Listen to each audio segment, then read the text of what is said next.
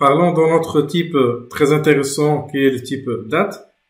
Avant le HTML5, on est obligé de passer par un langage de script comme le JavaScript et utiliser tas de bibliothèques et fonctions pour avoir présenté un sélecteur de date dans un formulaire. Juste, je vais vous présenter. Je vais ajouter une autre PR, une balise input avec un type date cette fois-ci. Bien sûr, on peut ajouter un ID. Un ID, ça veut dire un identifiant unique pour cette balise. Date, stage, par exemple. Et pour les bonnes pratiques, on doit ajouter une balise label avec l'attribut fort date, stage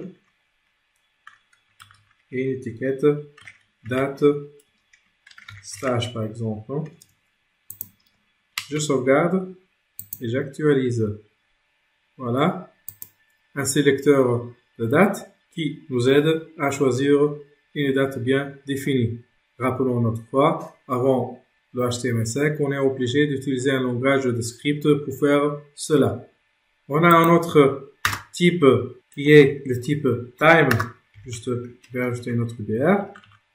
Je vais faire copier-coller. Ctrl copy. Et cette fois-ci, time stage ou temps stage avec un type time. Et bien sûr, time. Horaire, par exemple, horaire du stage. Et voilà. Je sauvegarde. J'actualise. Voilà. Ce type de la balise input qui s'appelle time, il m'affiche les heures avec les minutes. Et c'est très pratique dans les écrans de smartphone. Je vais vous montrer aussi un autre type qui est le type month.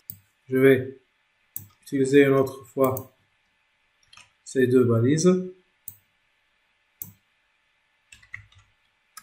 Juste pour gagner du temps. Mois du stage. Et un type month. Mois. Donc, ce type month, je vais le tester. Je peux choisir un mois ou directement je choisis le mois actuel. Un autre type qui est le type week ou type semaine. Juste, je vais faire du copier-coller. Et voilà. Semaine. Et je change le type en week. Voilà. Je modifie l'ID comme attribut fort de label. Et n'oublions pas l'étiquette semaine de stage par exemple. Et j'actualise. Et voilà. Donc c'est un sélecteur pour choisir une semaine bien définie dans un mois. On peut même changer le mois pour choisir la semaine adéquate. Et nous allons terminer cette vidéo avec un dernier type date ou de type date qui est le type datetime local. Ce type spécifie un champ de saisie de date et d'heure sans fuseau horaire. Donc nous allons tester. Je fais du copier-coller.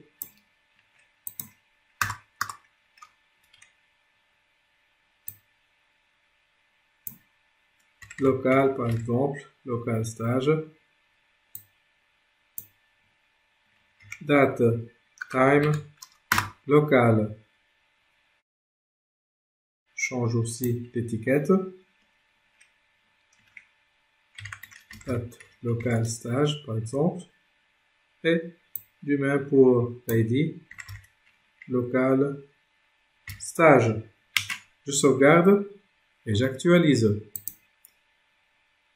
Remarquez bien que ce sélecteur affiche la date et le temps à la fois dans une même interface.